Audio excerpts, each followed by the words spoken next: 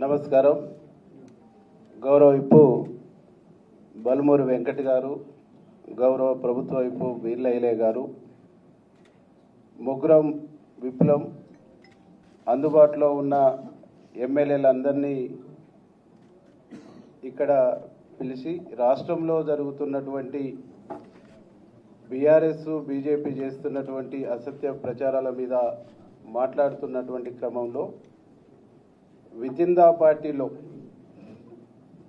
జరుగుతున్నటువంటి పరిణామాల మీద కూడా గౌరవ విప్పులు, గౌరవ ఎమ్మెల్యేలు, ఎమ్మెల్సీలు అందరం కూడా రాష్ట్ర ముఖ్యమంత్రి పైన ఎవరు మాట్లాడినా, ఎవరు తప్పుడుగా మాట్లాడినా, తప్పుడు ఆరోపణలు చేసినా రాష్ట్ర ప్రభుత్వం, కాంగ్రెస్ పార్టీ కఠిన చర్యలు తీసుకోవాలని చెప్పేసి అభిప్రాయంతో గౌరవ ముఖ్యమంత్రి గారికి, పిసిసి ప్రెసిడెంట్కు మేమందరం కూడా రిపోర్ట్ చేయాలనేటువంటి అభిప్రాయంతో రావటం జరిగింది. అంటే కాంగ్రెస్ పార్టీలో ఉంటున్నటువంటి వ్యక్తులు ఈరోజు రాష్ట్ర అధినేత సీఎం నిర్ణయాన్ని తప్పుపట్టడం అంటే, ఈ నిర్ణయాన్ని తప్పుపడుతున్నటువంటి వ్యక్తులు, నిర్ణయాన్ని వ్యతిరేకిస్తున్నటువంటి వ్యక్తులు ఈ పార్టీలో ఉండే నైతిక అర్హత లేదనేటువంటి ఒక అభిప్రాయాన్ని కూడా మేము రావటం జరిగింది.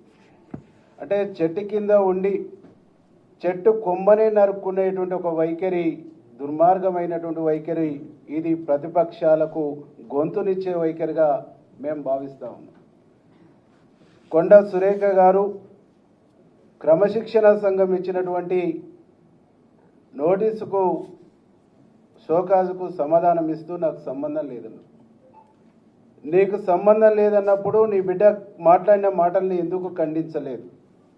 ఎందుకు నువ్వు క్యాబినెట్ మినిస్టర్గా, క్యాబినెట్ మంత్రిగా, కలెక్టర్గా, క్యాబినెట్లో ముఖ్యమంత్రితో కలెక్టర్గా పనిచేస్తున్నటువంటి వ్యక్తులుగా ఖండించవలసినటువంటి బాధ్యత నీ పైన ఉన్నదా లేదా అని చెప్పేసి ఈ సందర్భంగా మేము అడుగుతాం.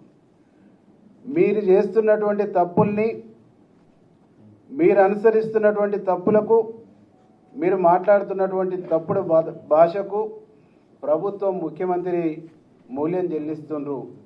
కానీ మీరు మాత్రం ఆ పదవిలో ఎంజాయ్ చేస్తూ మీ ఎంటర్టైన్మెంట్లో ప్రభుత్వానికి, పార్టీని ఇబ్బంది పెట్టేటువంటి ఒక ప్రయత్నం చేస్తున్నారు అనేటువంటి విషయాన్ని ఈ సందర్భంగా మేము గుర్తు చేయదలుచుకున్నాం.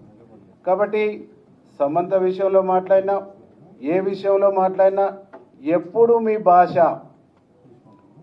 మీ భాష పార్టీకి తలనొప్పిగానే ఉంది, పార్టీకి తలనొప్పి తెచ్చేటువంటి విధంగానే ఉంది, పార్టీకి నష్టదాయకంగానే ఉంది, పార్టీకి నష్టం కొని తెచ్చేటువంటి విధంగానే ఉన్నది. కాబట్టి ఈ భాష మాట్లాడుతున్న, ఈ యాక్టివిటీ ఉన్నటువంటి వ్యక్తులపైన పార్టీ పిసిసి ప్రెసిడెంట్ గారు కానీ, ఏఐసిసి కానీ కఠినమైనటువంటి నిర్ణయాలు తీసుకోవాలనేటువంటి ఒక ఆలోచనతో మేము ఈరోజు మాట్లాడటం జరిగింది. మేమందరం కూడా ఒకటే కోరుతా ఉన్నాం, ఈ రాష్ట్రంలో కాంగ్రెస్ పార్టీని అధికారం తీసుకురావడానికి ఇక్కడ ఉన్నటువంటి ఎమ్మెల్యేలు, ఎమ్మెల్సీలు, బయట ఉన్నటువంటి మంత్రులు, అనేక మంది నాయకులతో పాటుగా చెమటోర్చినటువంటి వ్యక్తి, రక్తం ధారపోసినటువంటి వ్యక్తి ఈ రాష్ట్ర ముఖ్యమంత్రి రేవంత్ రెడ్డి గారు. వారికి తోడుగా వారి కుటుంబం కూడా, వారి బ్రదర్స్ కూడా చెమటోర్చినటువంటి విషయం తెలంగాణ సమాజానికి తెలుసు. కానీ పనిగట్టుకొని ప్రతిపక్షాలు వారిని వీక్ చేయడానికి ప్రయత్నం చేస్తాయి, ప్రతిపక్షాలు వారి మీదనే దాడి చేస్తుంటారు. వితిన్ ద పార్టీలో ఉన్న కొంతమంది వివిధ జిల్లాలలో కావాలని ప్రభుత్వాన్ని, ముఖ్యమంత్రిని వీక్ చేసేటువంటి ఒక దుర్మార్గమైనటువంటి ఆలోచనతో పనిచేస్తూ ఉన్నారు. వారిపైన కఠినమైనటువంటి వైఖరితో, కఠినమైనటువంటి నిర్ణయాలు పార్టీలో ఉండాలని చెప్పేసి మేము పార్టీని కోరబోతా ఉన్నాం.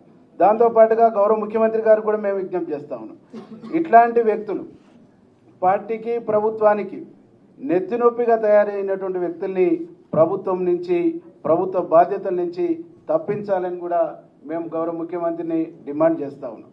కాబట్టి ఎవరైనా పార్టీలో అంతర్గత ప్రజాస్వామ్యం ఉన్నప్పుడు పార్టీ వేదికలలో మాట్లాడుకోవాలి, సంబంధించినటువంటి వేదికలలో డిస్కషన్ చేయాలి, వారి అభిప్రాయాలకు సంబంధించిన వేదికలలో స్వేచ్ఛగా మాట్లాడుకునేటువంటి అవకాశం ఉన్నప్పటికీ కూడా ఆ స్వేచ్ఛ మితిమీరిపోయి మైక్ దొరికితే బదాట్ల ఛాయిస్ వస్తే ఊగిపోయేటువంటి నేచరు, ఊగిపోయేటువంటి వైఖరు అది ఎవరు ప్రదర్శించినా అది పార్టీ నిబంధనలకు, పార్టీ నియమాలకు విరుద్ధమైనటువంటి చర్యగా మేము భావిస్తూ గౌరవ ముఖ్యమంత్రి పైన ఎవరు అసత్యమైనటువంటి ఆరోపణలు చేసిన, వితిన్ ద పార్టీలో తప్పుడు పద్ధతుల్లో మాట్లాడినా, ఏకవాక్యంతో సంబంధించిన పదాలు వాడినా కానీ ఉన్నటువంటి ఎమ్మెల్యేలు ఎవరు కూడా చూస్తూ ఊరుకోము అనేటువంటి ఒక విషయాన్ని ఈ సందర్భంగా మేము గుర్తు చేస్తాం. వీళ్ళ భాష మూలంగా, వీళ్ళు మాట్లాడుతున్న విధానాల మూలంగా కార్యకర్తల్లో, ప్రజల్లో అనేక రకాల ఇబ్బందికరమైనటువంటి అనుమానాలు, అపోహలకు గురి అయ్యేటువంటి ఒక పరిస్థితి ఉన్నది. కాబట్టి కొట్లాడి సాధించుకున్నటువంటి రాష్ట్రం 10 సంవత్సరాలు దొంగల పాలైంది. ఆ దొంగల పాలైనటువంటి రాష్ట్రాన్ని, దొరలు చెరబట్టినటువంటి రాష్ట్రాన్ని ఇవాళ ప్రజల పరం చేసినటువంటి, ప్రజా ప్రభుత్వం ఏర్పాటు చేసినటువంటి గౌరవ ముఖ్యమంత్రి గారు ఒక విజన్తో ముందుకు పోతా ఉంటే, ఒక విజన్తో ఈ రాష్ట్రాన్ని అభివృద్ధి పదంలో తీసుకుపోతా ఉంటే ఇలా మాట్లాడే భాష కరెక్ట్ కాదని చెప్పేసి ఈ సందర్భంగా మేము గుర్తు చేస్తాం.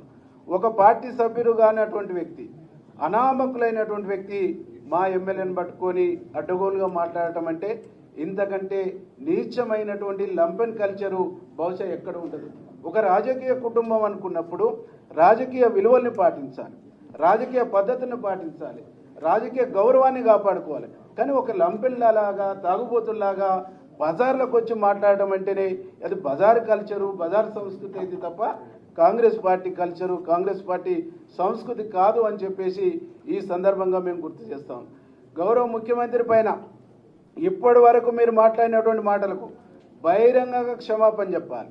బహిరంగంగా క్షమాపణ చెప్పకుంటే ఈ రాష్ట్రంలో ముఖ్యమంత్రి గారిని అభిమానించేటువంటి లక్షలాది మంది ఆగ్రహానికి మీరు గురిగాక తప్పదు అని చెప్పేసి హెచ్చరిస్తాం.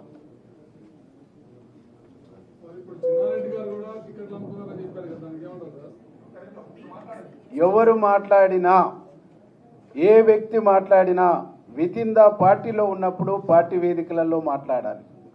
సంబంధించినటువంటి వారి బాధ్యుల కాడ చర్చించుకోవాలి. వారికి వచ్చినటువంటి అవకాశం, ఏ వేదికల అవకాశం ఇస్తే ఆ వేదికలో మాట్లాడాలి. కానీ బయట మాట్లాడటం అంటేనే అది పార్టీ నియమావళికి విరుద్ధం.